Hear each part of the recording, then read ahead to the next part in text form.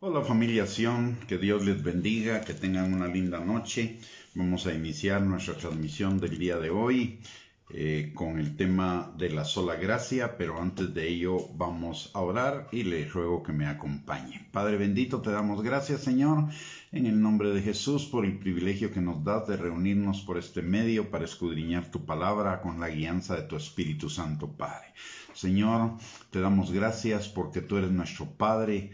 Tú eres el Padre perfecto que tiene cuidado de cada uno de nosotros en cada uno de los detalles de nuestra vida. Y hasta aquí, Señor, tú nos has ayudado, nos has sostenido, nos has fortalecido, nos has provisto y nos has llevado de gloria en gloria y de victoria en victoria, Señor, hacia el cumplimiento de tus planes de bien para darnos un futuro y una esperanza, Señor. Padre, en esta hora venimos delante de ti pidiéndote que tu Espíritu Santo, Señor, con su unción rompa todo yugo de mentira, todo argumento falso, toda atadura, Señor, que nos esté impidiendo conocerte cada día más, obedecer tu palabra y vivir la vida abundante que tenemos en ti, Señor. También te pedimos que tu Espíritu Santo abra nuestros ojos, nuestros oídos, nuestro entendimiento, pero por sobre todo que prepare nuestro corazón para que tu palabra sea sembrada en una tierra fértil y produzca fruto y fruto en abundancia para gloria de tu nombre y para bendición nuestra. Te lo pedimos, Señor,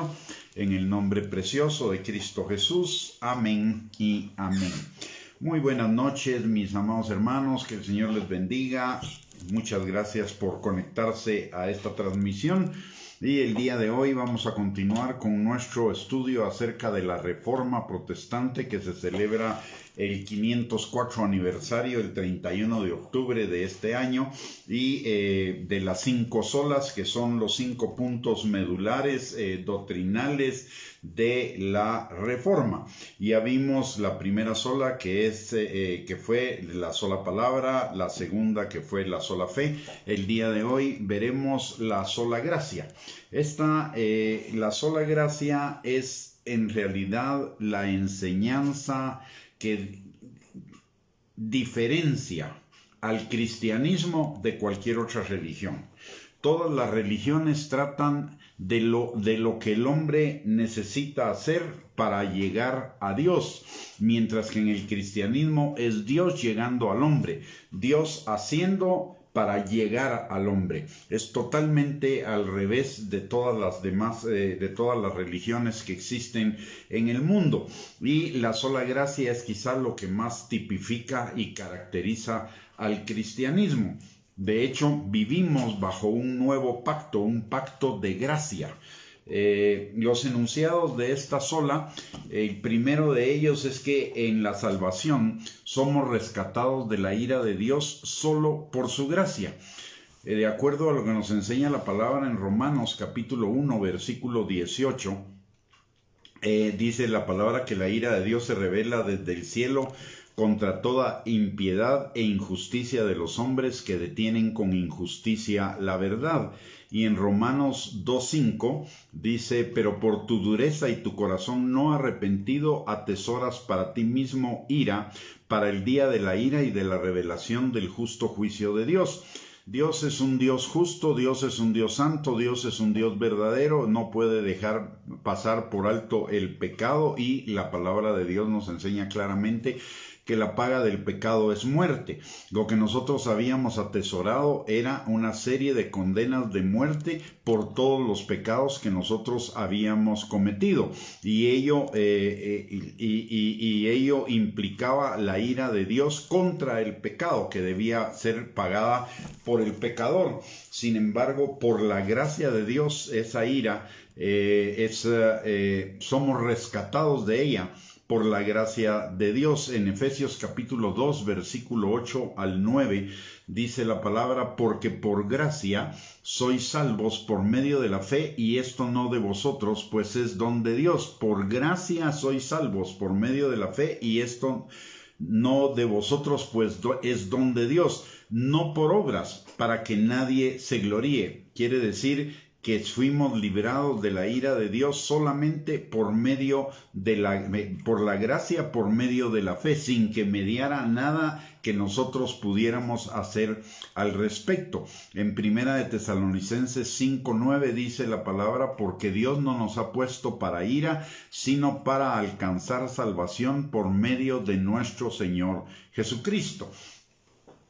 Toda nuestra salvación, y en realidad, como lo vamos a ver más adelante, toda la vida del creyente es una vida por gracia, no es una vida por méritos, no es una vida por nuestras obras, sino que es una vida por la gracia de Dios. La gracia de Dios está presente en todos los aspectos de nuestra vida, en todo lo que hacemos, en todo lo que somos, en todo lo que tenemos y en todo lo que podemos. La palabra de Dios dice claramente en Juan capítulo 15, Jesús nos enseña que Él es la vid y nosotros somos los pámpanos, y que separados de Él nada podemos hacer. No tenemos nada, no podemos nada, no somos nada separados de Él. Simplemente somos entes terrenales que hacen cosas terrenales para la vida terrenal, pero no podemos hacer absolutamente nada para la vida eterna. Todo lo que corresponde a la vida eterna lo hacemos por la gracia de Dios. De hecho, recordemos claramente que la palabra de Dios nos enseña, y no solo que la palabra de Dios nos lo enseñe, sino que cuando meditamos verdaderamente en ello, esa es la realidad. Dice la palabra en Juan 3:27 que nada le es dado al hombre que no le haya sido dado del cielo. Y en Santiago capítulo 1 versículo 17 dice que toda buena dádiva y todo don perfecto desciende de lo alto, del Padre de las luces, en quien no hay mudanza ni sombra de variación. Es decir, todo nos es dado de parte de Dios. Pareciera en algún momento que nuestra mente terrenal piensa que hay cosas que nos hemos ganado nosotros o que las hemos hecho nosotros, pero no nos damos cuenta que en el fondo de todo el asunto está la gracia de Dios permitiendo o creando las condiciones para que nosotros pudiéramos hacer o pudiéramos tener lo que hacemos o tenemos. La gracia consiste en un regalo inmerecido de parte de Dios para cada uno de nosotros. Lo único que nosotros merecíamos era el infierno. ¿Por qué? Porque la paga del pecado es muerte, y éramos pecadores por nuestra propia decisión y por nuestra propia voluntad y por nuestras propias obras y por nuestros propios méritos, y por lo tanto lo que nos correspondía era el infierno. Pero Dios, en su infinita y maravillosa gracia, nos saca de ahí, nos saca de ese destino sin que nosotros hiciéramos absolutamente nada, y por gracia nos da una salvación que a nosotros no nos costó nada, pero al Señor Jesucristo le costó la vida y le costó la última gota de su sangre, a pesar de ser un ser perfecto y totalmente inocente, sin pecado. Él cargó el pecado de todos nosotros para que nosotros pudiéramos tener perdón de pecados y vida eterna. La salvación y toda la vida cristiana es un trabajo sobrenatural, y la gracia significa eso, que la salvación y toda la vida del cristiano es el trabajo sobrenatural del Espíritu Santo que nos atrae a Cristo a través de liberarnos de nuestra esclavitud del pecado, resucitarnos de la muerte espiritual a la vida espiritual y sostener la vida espiritual. Es el Espíritu Santo el que sostiene nuestra vida espiritual. No solo es el Espíritu Santo el que nos trae a la salvación, sino también es el que nos sostiene en nuestra vida espiritual. Veamos el trabajo del Espíritu Santo en nuestra salvación. Primero, recordemos lo que dice 2 Corintios capítulo 4, versículo 4. Dice, en los cuales, hablando de los pecadores, en los cuales el Dios de este siglo, el diablo, cegó el entendimiento de los incrédulos, para que no les resplandezca la luz del evangelio de la gloria de Cristo, el cual es la imagen de Dios. ¿Cómo un incrédulo entonces, si estaba cegado para que le resplandeciera la luz del evangelio, para el evangelio, cómo de la noche a la mañana este pierde esa ceguera y ve la luz? Es por una obra del Espíritu Santo. Es el Espíritu Santo el que quita la venda que nos impedía ver el Evangelio. Y luego en Juan 16:8 es el Espíritu Santo el que nos da convicción de pecado, de justicia y de juicio. Es la segunda acción del Espíritu Santo en cuanto a nuestra salvación. La tercera es que el Espíritu Santo imparte la medida de fe necesaria para que en nuestro corazón, para que creamos en el Señor Jesucristo. Primero que nada, recordemos lo que dice Romanos capítulo 10, versículo del 8 al 10. La palabra dice, ¿mas qué dice? Cerca de ti está la palabra, en tu boca y en tu corazón. Esta es la palabra de fe que predicamos, que si confesares con tu boca que Jesús es el Señor, y creyeres en tu corazón que Dios le levantó de los muertos, serás salvo. Porque con el corazón se cree para justicia, pero con la boca se confiesa para salvación.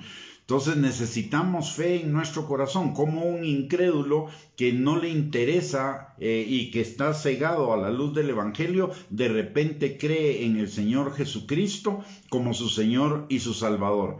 Pues es por la obra del Espíritu Santo. ¿Cómo llega a tener esa fe? Porque el Espíritu Santo la implanta en nuestro corazón. Romanos capítulo 12, versículo 3, dice claramente que...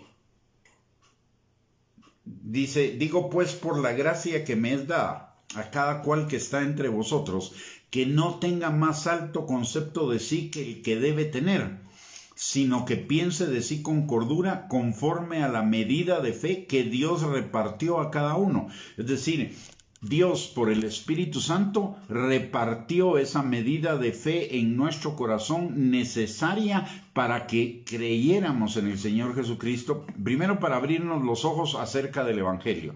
Segundo, para tener esa convicción de pecado, de justicia y de juicio. Y tercero, para creer en el Señor Jesucristo. Y note que dice claramente, digo pues por la gracia que me es dada a cada cual que está entre vosotros, que no tenga más alto concepto de sí que el que debe tener, sino que piense de sí con cordura, conforme a la medida de fe que Dios repartió a cada uno. ¿Eso qué significa?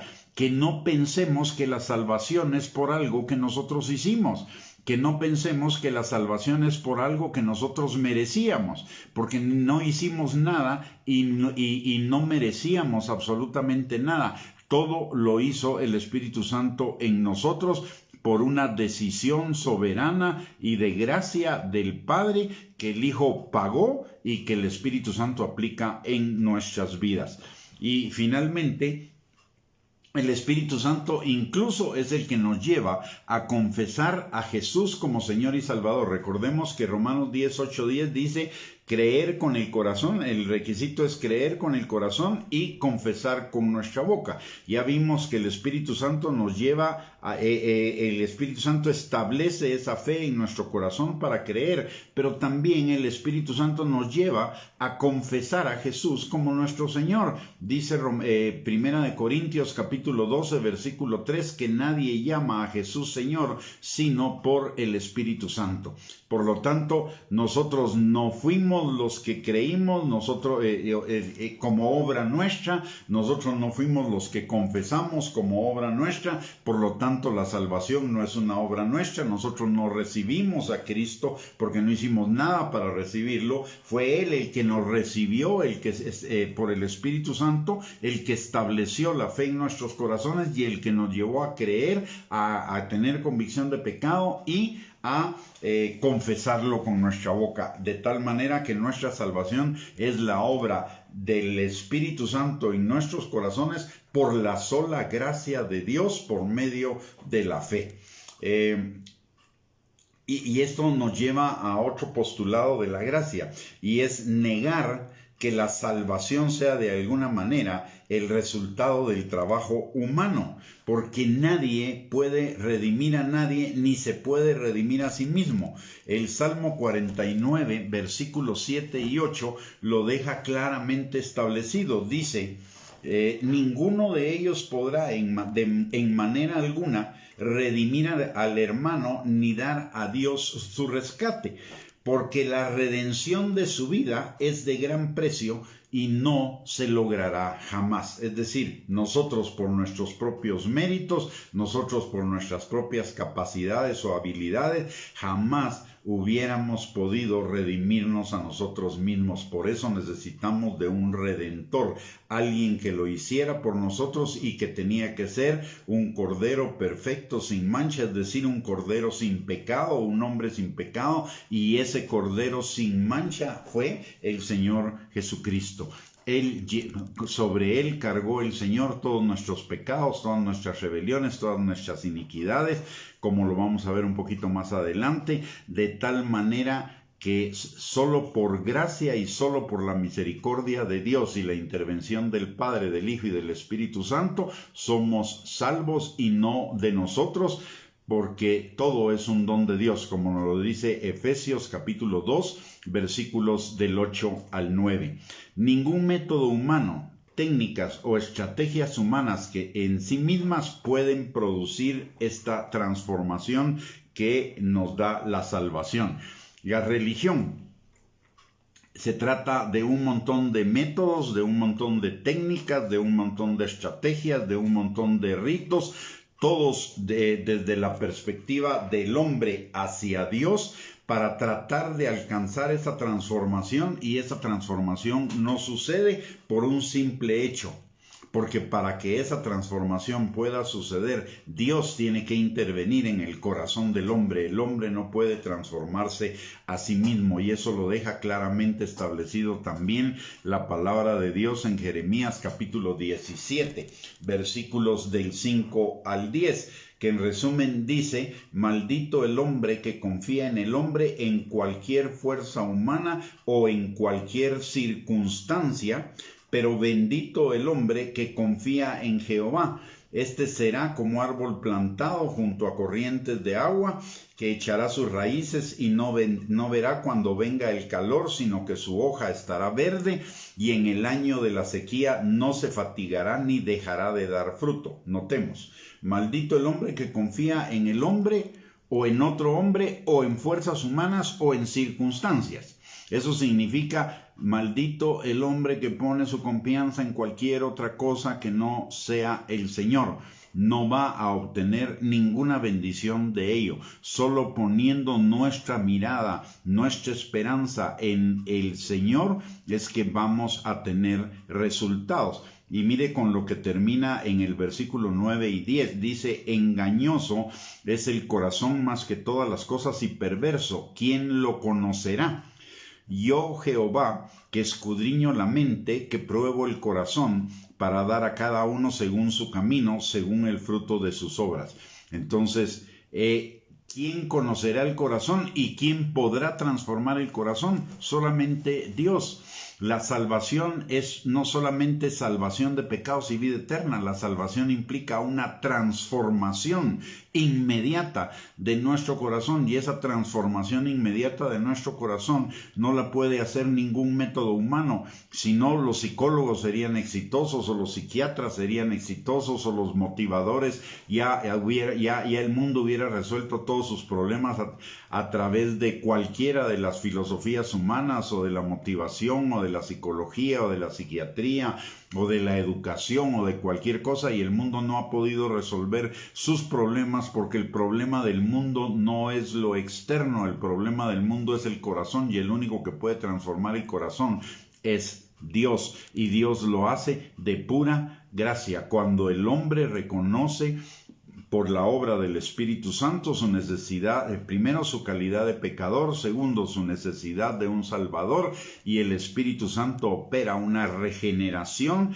de todo su ser, incluido el corazón, que es lo que dice la palabra en Juan capítulo 3, versículos del 3 al 5, que el que nace de nuevo, solo naciendo de nuevo podemos ver el reino de Dios, y solo naciendo del agua y del Espíritu podemos entrar en el reino de Dios, porque lo que es nacido del Espíritu es lo único que va a tener vida espiritual. Y ese nuevo nacimiento, esa transformación de nuestro corazón, la opera el Espíritu Santo en nosotros por la pura gracia de Dios. Recordemos lo que dice la palabra en 2 Corintios 5:17 también, que si alguno está en Cristo, nueva criatura es, las cosas viejas pasaron, todas fueron hechas nuevas. ¿Por qué razón?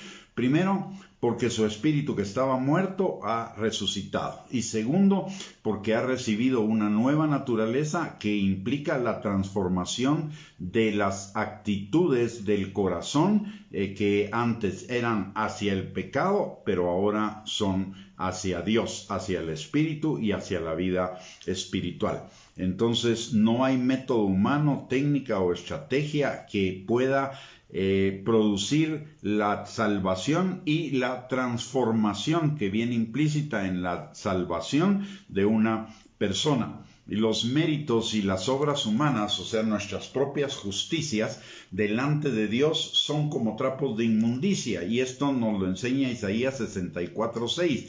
Si bien todos nosotros somos como suciedad y todas nuestras justicias como trapo de inmundicia, y caímos todos nosotros como la hoja y nuestras maldades nos llevaron como viento. Por lo tanto, lo que nosotros hacemos por nuestras propias fuerzas, por nuestras propias habilidades o capacidades, no nos pueden servir de ninguna manera para nuestra justificación y salvación.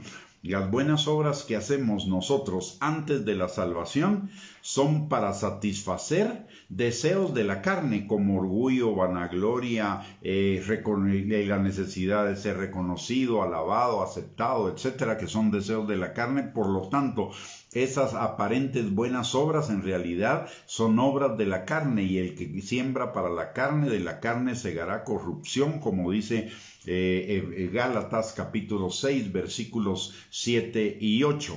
Y las buenas obras que hacemos después de ser salvos, esas buenas obras son buenas obras que Dios preparó de antemano y nos dio las habilidades, capacidades y dones para hacerlas, para que andemos en ellas. Y esas buenas obras son el resultado de la fe, de la transformación de nuestro corazón por la nueva naturaleza que el Señor ha implantado en nosotros, porque la fe obra a través del amor. Por lo tanto, aún ni las buenas obras de antes ni las buenas obras de ahora nos podrían salvar. Unas porque son resultado de la carne, y otras porque no las hacemos nosotros, sino que las hace el Espíritu en nosotros, por la transformación del Espíritu en nosotros, y porque Dios pone el querer como el hacer por su buena voluntad, de tal manera que nadie se puede jactar en su presencia. Es lo que dice Efesios en el capítulo 2, versículos del 8 al 10. Por gracia sois salvos por medio de la fe, y no de vosotros, pues es un don de Dios, para que nadie se jacte en su presencia, porque somos hechura suya, creados en Cristo Jesús para buenas obras, las cuales Él preparó de antemano para que anduviéramos en ellas. O sea, no, de ninguna manera las buenas obras, ni de antes ni después, son un argumento suficientemente válido para que el hombre por sí mismo pueda ganar la salvación o la justificación. La fe salvadora no es producida por nuestra naturaleza humana no regenerada. Es solamente dada por parte de Dios al pecador de pura gracia. Volvamos a recordar lo que dice Gálatas 6, 7 y 8. De la carne, el que siembra para la carne, o el que hace las cosas de la carne segará corrupción. Mas el que hace las cosas del Espíritu segará vida eterna. La carne, nuestras propias habilidades, capacidades, etcétera, no pueden producir buenas obras. ¿Por qué? Porque es la carne, y la carne solo produce corrupción. Solo el Espíritu puede producir buenas obras, verdaderas buenas obras. Y eso lo encontramos de que la fe salvadora es pura gracia de Dios, y la vida del creyente es por la pura gracia de Dios. Lo encontramos en Juan capítulo 1, versículo 14. Dice, y aquel verbo fue hecho carne y habitó entre nosotros y vimos su gloria, gloria como del unigénito del Padre, lleno de gracia y de verdad. Y Cristo viene a ser morada en nosotros, por lo tanto nos llena de gracia. Y en Juan capítulo, por la salvación nos llena de gracia. Juan capítulo 1, versículo 16 al 17 dice, porque de su plenitud tomamos todos y gracia sobre gracia. Pues la ley por medio de Moisés fue dada, pero la gracia y la verdad vinieron por medio de Jesucristo. Y notemos que dice gracia sobre gracia. Una es la gracia salvadora y la otra es la gracia para vivir la vida del creyente. Por eso la palabra de Dios dice gracia sobre gracia. Muy bien. Cristo, un siguiente enunciado de la sola gracia es que Cristo, y aquí es donde vamos a ver plenamente todo lo que significa realmente la gracia del Señor. Dice Cristo, este enunciado dice, Cristo por su obediencia y muerte saldó totalmente la deuda de todos aquellos que son justificados y por el sacrificio de sí mismo en la sangre de su cruz, sufriendo en el lugar de ellos el castigo que merecían, hizo una satisfacción adecuada, real y completa a la justicia de Dios en favor de ellos. Y para esto lo encontramos en Isaías capítulo 53, versículos del 1 al 12. Miren lo que dice la palabra. ¿Quién ha creído en nuestro anuncio? ¿Y sobre quién se ha manifestado el brazo de Jehová? Subirá cual renuevo delante de él, y como raíz de tierra seca. No hay parecer en él ni hermosura. Le veremos más inatractivo para que le deseemos. Despreciado y desechado entre los hombres, varón de dolores, experimentado en quebranto, y como que escondimos de él el rostro, fue menospreciado y no lo estimamos. Ciertamente llevó él nuestras enfermedades y sufrió nuestros dolores, y nosotros le tuvimos por azotado, por herido de Dios y abatido. Mas él herido fue por nuestras rebeliones, molido por nuestros pecados, el castigo de nuestra paz fue sobre él, y por su llaga fuimos nosotros curados. Todos nosotros nos descarriamos como ovejas, cada cual se apartó por su camino. Mas Jehová cargó en él el pecado de todos nosotros. Angustiado él y afligido, no abrió su boca. Como cordero fue llevado al matadero, y como oveja delante de sus trasquiladores enmudeció y no abrió su boca. Por cárcel y por juicio fue quitado, y su generación, ¿quién la contará? Porque fue cortado de la tierra de los vivientes, y por la rebelión de mi pueblo fue herido. Y se dispuso con los impíos su sepultura, mas con los ricos fue en su muerte, aunque nunca hizo maldad, ni hubo engaño en su boca. Con todo eso, Jehová quiso quebrantarlo, sujetándole a padecimiento. Cuando haya puesto su vida en expiación por el pecado, verá linaje, vivirá por largos días, y la voluntad de Jehová será en su mano prosperada. Verá el fruto de la aflicción de su alma, y quedará satisfecho. Por su conocimiento justificará mi siervo justo a muchos, y llevará las iniquidades de ellos. Por tanto, yo le daré parte con los grandes, y con los fuertes repartirá despojos, por cuanto derramó su vida hasta la muerte, y fue contado con los pecadores, habiendo él llevado el pecado de muchos y orado por los transgresores.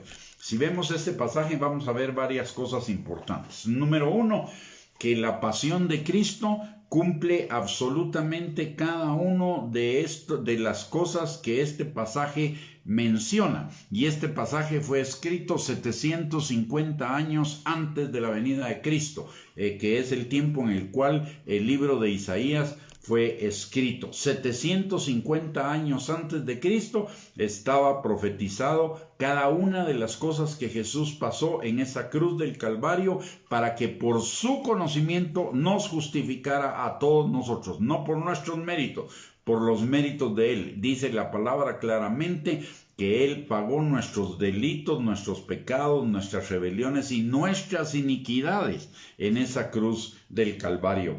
El precio de nuestra salvación fue pagado por Cristo total y enteramente. Y hagamos un resumen de todo lo que nos dice este capítulo.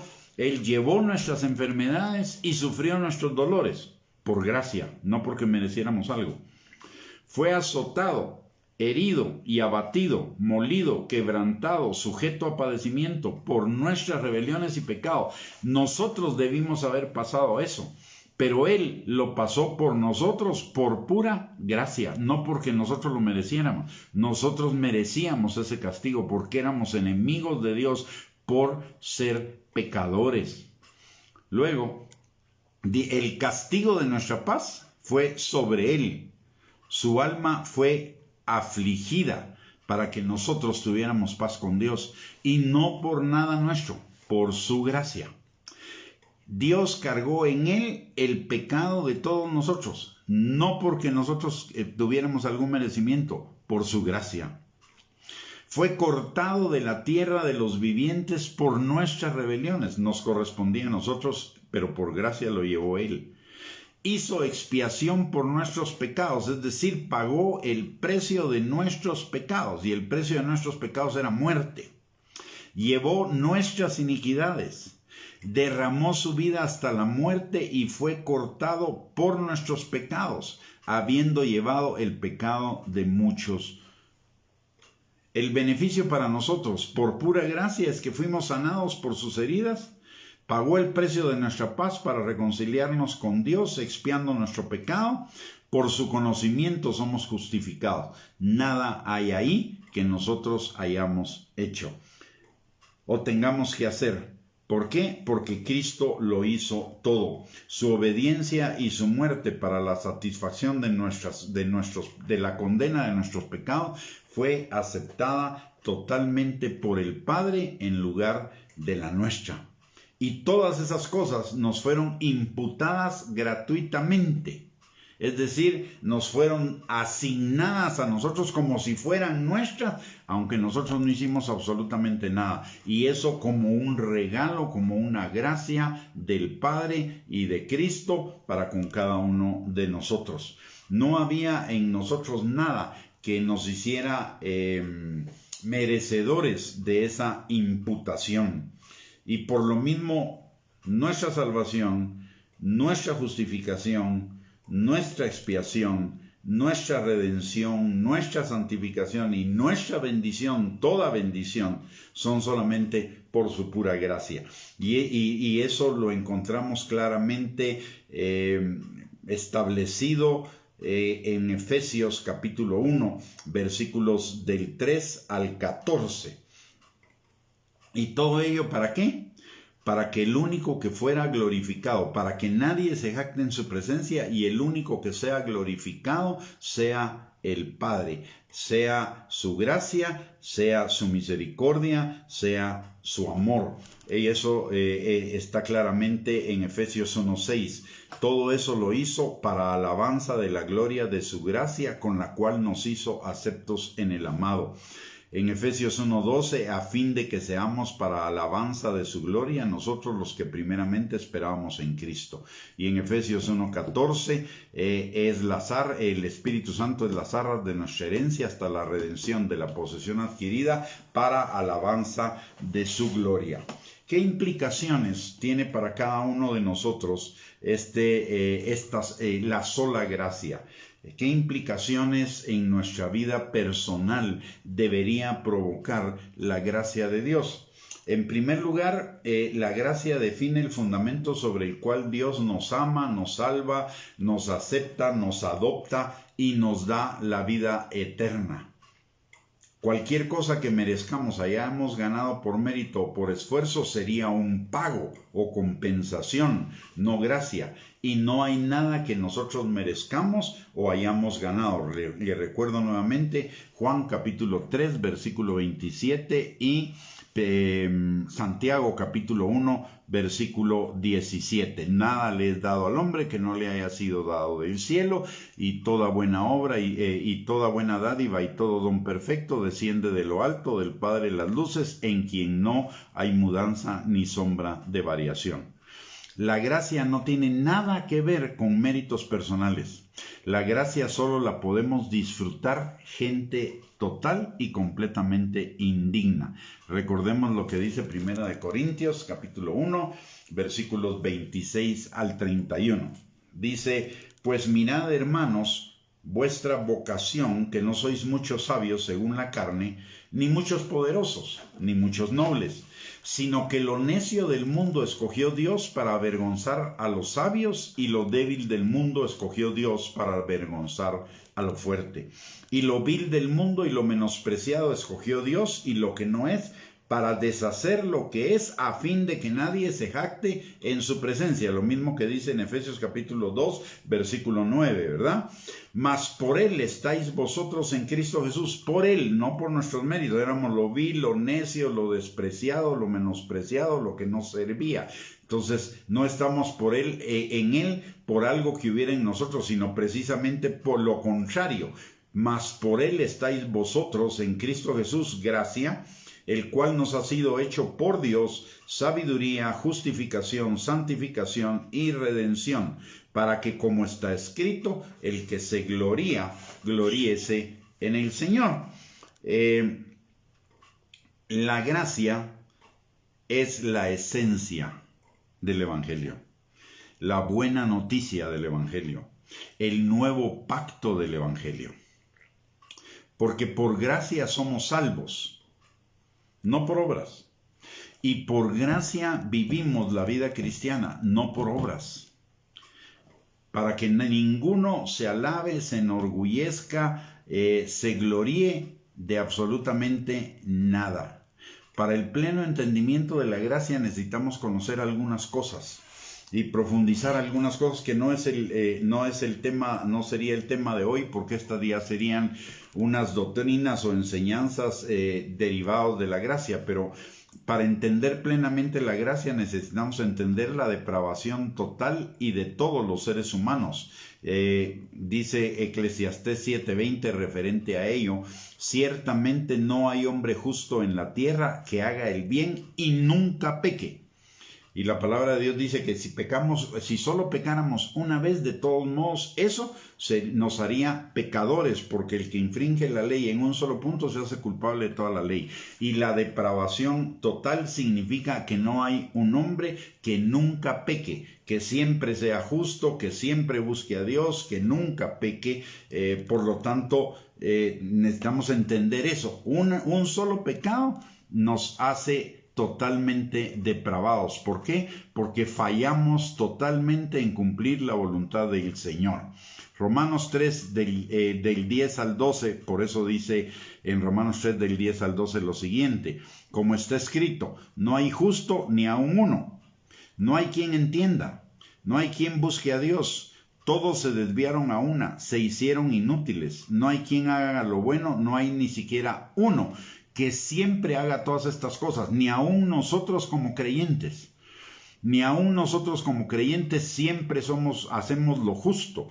Ni aún nosotros como creyentes siempre buscamos a Dios. Ni aún nosotros como creyentes nunca nos desviamos. Ni aún nosotros como creyentes siempre hacemos lo bueno. Ni aún uno, no hay ni aún uno. Ni lo había ni lo habrá. Porque el único perfecto es el Padre. Jesús mismo lo dice. ¿Por qué me dicen perfecto a mí si perfecto es solo hay uno, Dios? Entonces ninguno de nosotros da la medida. Por eso a eso se refiere la enseñanza de la depravación total. Porque ninguno de nosotros dio la medida, ni la da, ni la dará. Por lo tanto, todo lo que recibimos del Señor no es por merecimiento, sino es por su gracia. Y la otra cosa que necesitamos entender es la elección incondicional por gracia por parte de Dios. En Efesios 1:4 dice, según nos escogió en Él antes de la fundación del mundo para que fuésemos santos y sin mancha delante de Él. Notemos esto. Dios no hay justo ni aun uno, total y completamente depravados. Y sin embargo, Dios nos elige incondicionalmente. Eso es por pura gracia, no por méritos de nosotros. Efesios 1:4 lo dice, según nos escogió en Él antes de la fundación del mundo. Primera Pedro 1:2, elegidos según la presciencia de Dios Padre en santificación del Espíritu, para obedecer y ser rociados con la sangre de Cristo. Gracia y paz os sean multiplicados. Y la otra enseñanza que necesitamos entender para comprender las dimensiones de la gracia es la predestinación por gracia de nosotros por parte de Dios, y esto nos lo habla Efesios capítulo 1, versículos del 11 al 12. Recordemos lo que hemos visto, no hay justo ni aun uno, no hay quien haga lo bueno, no hay quien busque a Dios, no hay nadie perfecto, por lo tanto ninguno merecía. Entonces, ¿por qué estamos en Cristo? Porque Él nos eligió, porque Él nos predestinó, sin méritos de nuestra parte, sino por pura gracia. Y eso es lo que dice Efesios capítulo 1, versículo 11 al 12. Dice la palabra, en Él asimismo tuvimos herencia, habiendo sido predestinados conforme al propósito del que hace todas las cosas según el designio de su voluntad, a fin de que seamos para alabanza de su gloria, nosotros los que primeramente esperábamos en Cristo. O sea, fuimos predestinados, y en Romanos 8:28 al 30 nos lo dice, y predestinados para toda la vida, no solo para la salvación. Dice, y sabemos que a los que aman a Dios todas las cosas les ayudan a bien, esto es, a los que conforme a su propósito son llamados, porque a los que antes conoció también los predestinó para que fuesen hechos conforme a la imagen de su Hijo, para que Él sea el primogénito entre muchos hermanos. Nos predestinó, ¿verdad? Y a los que predestinó, a estos también llamó, y a los que llamó, a estos también justificó, y a los que justificó, a estos también glorificó. Y por lo mismo, también para entender la gracia necesitamos entender que nuestra perseverancia y nuestra perseverancia en la vida cristiana y la seguridad eterna de nuestra salvación también es por la gracia de Dios, y esto nos lo enseña Juan capítulo 10, versículo 27 al 30. Mis ovejas oyen mi voz y yo las conozco y me siguen, y yo les doy vida eterna y no perecerán jamás, ni nadie las arrebatará de mi mano. Mi Padre que me las dio es mayor que todos, y nadie las puede arrebatar de la mano de mi Padre. Yo y el Padre uno somos. Y Filipenses 1:6, el que comenzó la buena obra en vosotros la perfeccionará hasta el día de Jesucristo. En 2 de Timoteo capítulo 1 versículo 12, yo sé a quién he creído y estoy seguro que es poderoso para guardar mi depósito para aquel día. Segunda de Timoteo 4:18, el Señor me librará de toda obra mala y me preservará para su reino celestial. Todas estas cosas nos hablan de seguridad. Entonces, para que podamos realmente entender la gracia, necesitamos entender la depravación humana, la elección, la predestinación, la perseverancia de los santos y la seguridad eterna de los santos también. Solo entendiendo estas cosas vamos a entender la plenitud de la gracia, la magnificencia de la gracia, las riquezas de la gracia de Dios para con cada uno de nosotros. La gente que se opone o que discute las enseñanzas acerca de la depravación total, acerca de la elección, de la predestinación, de la seguridad eterna y de la perseverancia de los santos, básicamente lo hace porque no ha entendido lo que significa verdaderamente la gracia, porque creen que la gracia es solo para la salvación, pero no para el resto de la vida cristiana, cuando es para toda la vida cristiana, número 1. Número 2, no creen en la gracia por una cuestión que lo vamos a ver un poquito más adelante, de orgullo, puede ser ignorancia u orgullo, pero veamos algo que es importante y que no quisiera que nos agarrara el tiempo sin que lo viéramos.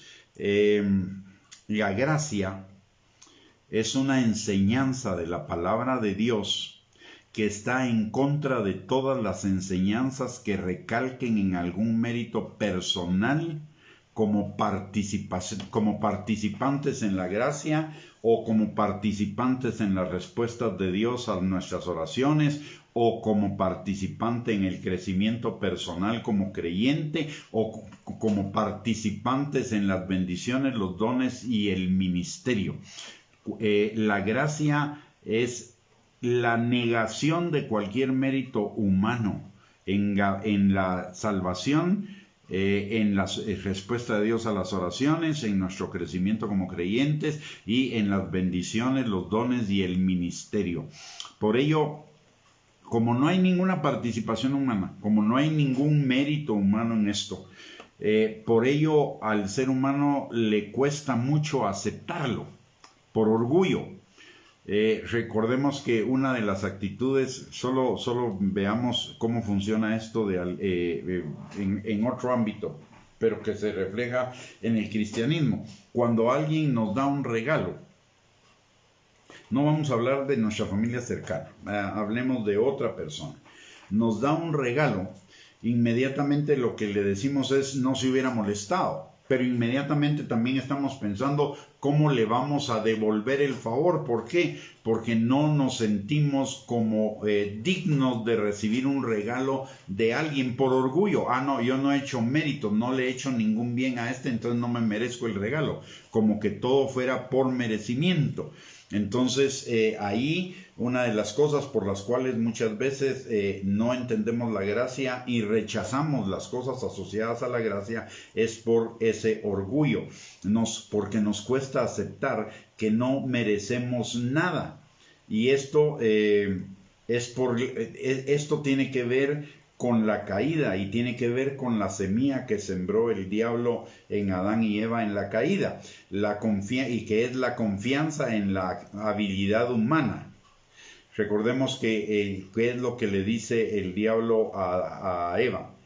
Si comen, serán como Dios. Si hacen, entonces se merecerán esto. El diablo vino en contra de la gracia. Dios ya les había dicho que ellos eran a imagen y semejanza de Él, que lo tenían todo, y la vida de Él la tenían ellos. Pero ¿qué les dice el diablo? El diablo les viene a decir, no, ustedes no se lo merecen, no han hecho nada para merecérselo. Si comen, entonces se lo van a merecer. Y desde entonces el ser humano tiene que ganarse las cosas, por eso nos cuesta tanto. Y una de las cosas que la gente dice cuando uno a veces le comparte, hay ciertas gentes a las cuales uno les comparte el plan de la salvación y lo que le dicen a uno, no, qué fácil es, ¿verdad? No lo pueden creer porque piensan que es fácil para nosotros. Pero a Cristo le costó la vida, a Cristo le costó despojarse de su gloria, ser tentado en todo según nuestra semejanza, aprender la obediencia por el sufrimiento, aparte de ello pasar por toda la pasión que tuvo que pasar y ser crucificado y morir y derramar su sangre hasta la última gota y cargar el pecado de todos nosotros e ir por haber cargado el pecado de todos nosotros, haber descendido a los infiernos. Eso le costó a Cristo. Para nosotros puede ser fácil porque es por gracia. Es un regalo de Dios. Pero no quiere decir que haya sido fácil. A alguien le costó y a quien le costó fue al Señor Jesucristo y le costó toda su vida. Debido a esta falsa confianza, a esta raíz de merecimiento o de meritocracia que el diablo sembró en el ser humano, la iglesia cristiana, a partir de pocos años después de la muerte del Señor Jesucristo, comenzó a revertir el proceso. El Señor Jesucristo vino a dejar muy claro que todo era por gracia, pero después de la muerte del Señor Jesucristo, unos pocos años después, comienzan nuevamente, y los judaizantes fueron unos impulsores de eso, comienzan nuevamente a pensar en que la gracia no es suficiente, sino que debe estar acompañada de méritos humanos, y entonces comienza un proceso de degeneración de la enseñanza del fundamento del cristianismo, que termina llevándonos a la situación de 1517, donde prácticamente la salvación era por méritos o por obras humanas, ya no era de ninguna manera por gracia. Y vienen los reformadores, restauran esos principios esenciales, pero casi podemos decir que desde los primeros años después de la Reforma comienza otra vez el proceso de la meritocracia hasta llegar a donde estamos el día de hoy, que francamente necesitamos una nueva reforma. ¿Por qué? Porque esa confianza falsa ha invadido el mundo evangélico como lo invadió en el pasado, y que fue lo que llevó a la necesidad de la reforma. Hoy tenemos dentro de la iglesia un montón de ideas humanistas muy populares en la predicación, que implican méritos humanos o derechos humanos en cuanto a la vida del creyente, y esta ha dejado de ser enteramente por gracia. Algunas de esas ideas humanistas muy populares en la predicación son, por ejemplo, todas las predicaciones que tienen que ver con autoestima, con éxito, con prosperidad económica, como derechos o merecimientos por ser hijos de Dios. Por ejemplo, hoy se habla mucho de que las mujeres son princesas y los hijos somos príncipes de Dios, y como princesas y príncipes de Dios tenemos que vivir como que si fuéramos hijos del rey. En ninguna parte de la Biblia nos dice eso, más bien nos dice lo contrario, que no seamos ostentosos, que seamos sobrios, etcétera. Pero esta es una enseñanza derivada de que, como soy hijo, entonces me merezco. Es una idea humanista, no implantada por ese comed y seréis como. Otras enseñanzas al respecto son, por ejemplo, la guerra espiritual exitosa como resultado de nuestra oración. Como que nuestra oración moviera la mano de Dios, y esto implica que la obra de Dios no puede ser hecha sin nosotros, o es hecha porque nosotros participamos en ella. Prueba de esto son algunos testimonios como de gente que dice, bueno, yo oré y fulano sanó, o yo fui a predicar y entonces se salvaron tantos, o yo fui a orar y entonces fulano fue liberado. Como que si la liberación, la sanidad o la salvación hubiera sido una obra mía y no una obra de la gracia del Señor. Luego también tenemos la confesión positiva, la oración como demanda, reclamo o decreto. Ninguna de esas enseñanzas está en la Biblia tal cual la enseñan, aun cuando tomen algunos pasajes de la Escritura y los interpreten en la palabra de Dios. De ninguna manera la palabra de Dios justifica estas enseñanzas tomando la palabra de Dios en su conjunto. Recordemos lo que dice, que un versículo sacado de contexto se convierte en un pretexto, y el contexto de cada versículo es toda la escritura, no solo el inmediato y el posterior o el libro, sino es toda la escritura. Entonces toda la escritura no convalida ninguna de estas enseñanzas. También otra es la salvación como resultado de que tuvimos fe, como que si la fe fuera un producto nuestro, y el hecho de que digamos que recibimos a Jesús como un beneficio que le dimos a Él, cuando en realidad Él nos recibió a nosotros, y la fe no es nuestra, sino que la fe le implantó el Espíritu Santo en nosotros, como ya lo vimos. y otras cosas en las cuales se manifiesta de una manera muy sutil y necesitamos a veces muchísima meditación en lo que hay detrás, ver lo que hay detrás de estas ideas, detrás de estas enseñanzas para poder detectar que son contra la gracia. Es, por ejemplo, también el llamar, hoy los predicadores ya no se llaman predicadores sino conferencistas. Y los discipuladores tampoco se llaman discipuladores, ya no hay discipulado, sino hay mentorado. Y la otra cosa es que la emoción y la motivación han sustituido a la transformación, y la música y las canciones han sustituido a la alabanza. Los líderes han sustituido a los siervos. La iglesia como organismo ha sido sustituido por la iglesia como organización, y el predicador ahora es visto como un vendedor de un producto y el oyente como un comprador, y vemos temas se manejan temas como target de mercado, imagen, mercadeo, etcétera, dentro de la iglesia. Y todo esto está en contraste con las enseñanzas bíblicas derivadas de la doctrina de la gracia, de tal manera que hoy el evangelio se ha convertido en un producto, y los pecadores se han convertido en los consumidores de ese producto que quieren comprarlo, o a los que hay que convencer para que lo compren. Ya no es un convencimiento del Espíritu Santo, sino es un convencimiento mental. Por eso hablo yo de una falsa fe, que es una fe mental, que es una presunción de fe, y no la verdadera fe que es implementada en nuestro corazón por el Espíritu Santo. La gracia implica que no hay ninguna participación activa nuestra en situaciones, pero déjeme explicarlo de esta manera. No, la gracia implica que no hay merecimiento de nuestra parte, lo cual no implica que no haya una actividad de nuestra parte.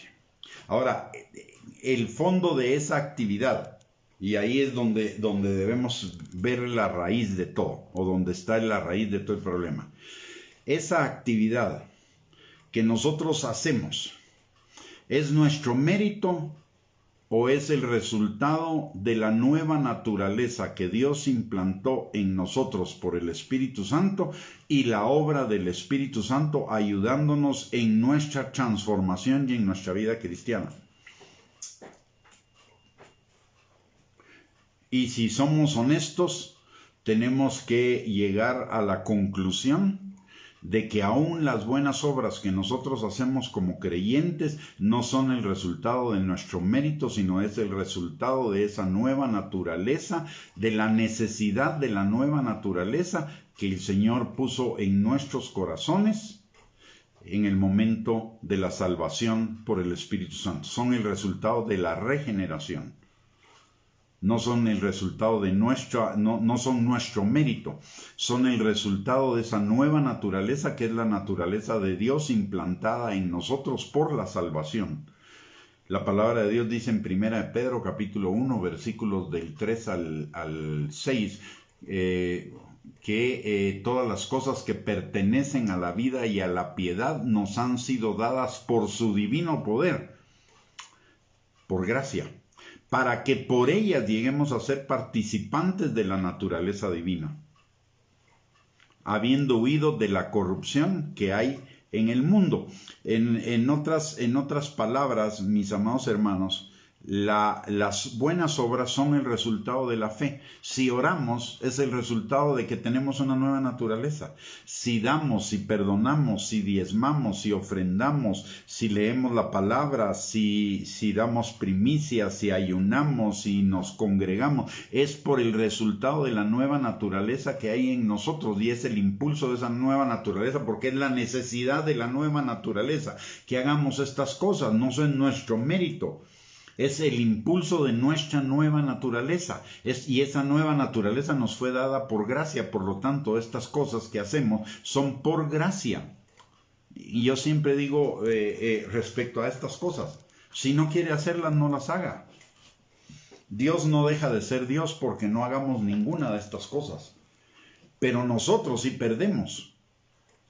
nosotros dejamos de obtener los beneficios que derivan de estas cosas. Por lo tanto, el que pierde soy yo. Dios sigue en su trono, Dios sigue siendo Dios y Dios sigue avanzando sus planes, haciendo yo o no haciendo yo esas cosas, orando, diezmando, ayunando, leyendo la Biblia,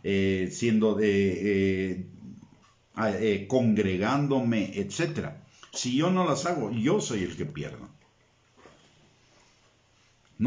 Por lo tanto, no son mi mérito, ni siquiera la obediencia es mi mérito. Y le voy a explicar por qué no son mi mérito.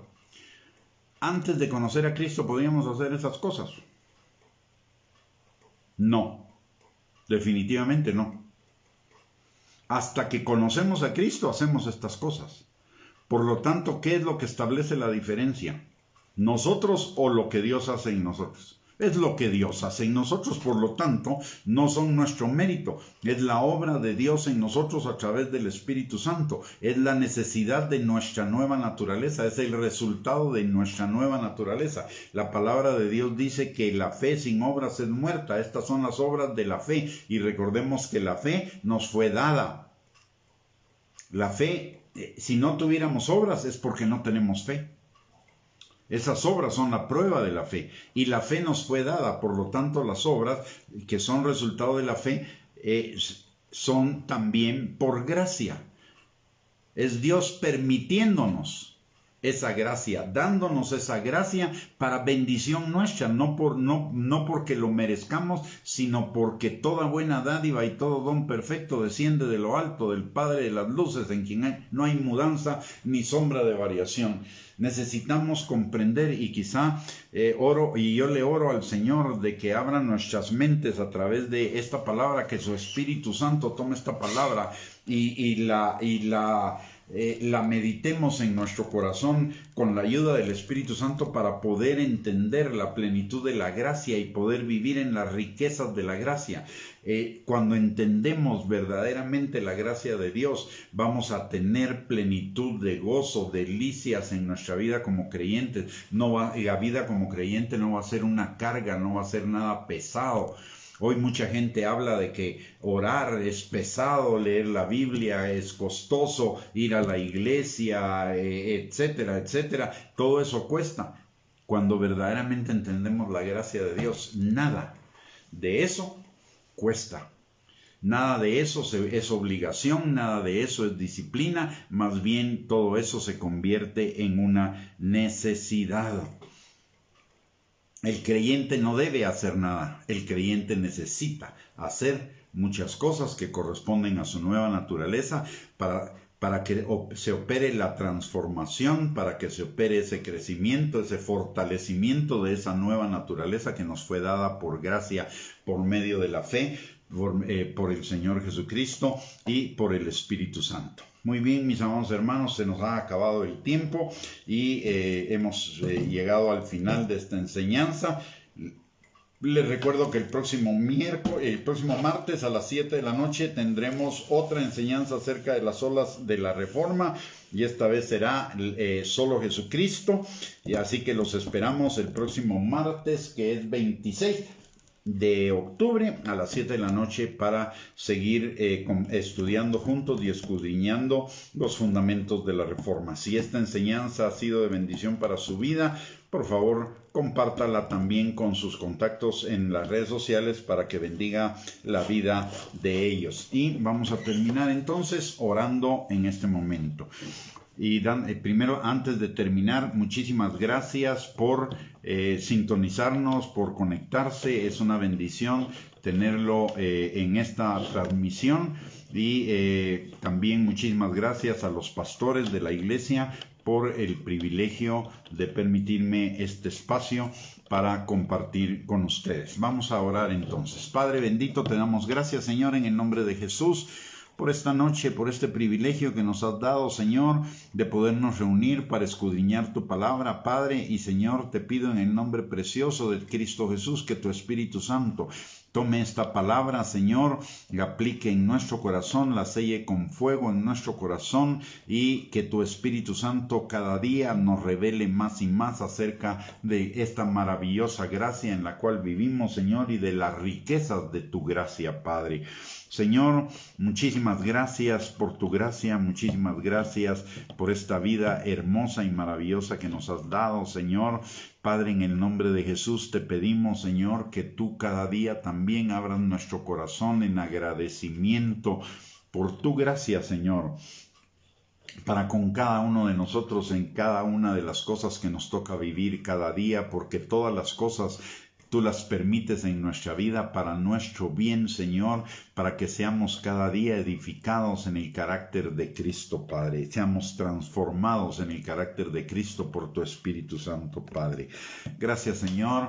En el nombre de Jesús, yo te pido que tu Espíritu Santo, que está sobre cada uno de nosotros, esté también sobre los nuestros, Señor, sanando, liberando, restaurando, protegiendo, guardando, fortaleciendo, Señor, y atrayendo a aquellos que aún no te conocen con lazos de amor hacia ti, Señor. Si alguno anda en el camino del Hijo Pródigo, que tu Espíritu Santo lo convenza de pecado, se arrepienta y se vuelva a ti de todo corazón. Y si alguno se ha estado debilitando en su fe o en el amor a ti, Señor, que tu Espíritu Santo avive el fuego de esos dones en su corazón y sean fortalecidos nuevamente, Padre. Te lo pedimos, Señor, en el nombre precioso de Cristo Jesús. Amén y amén.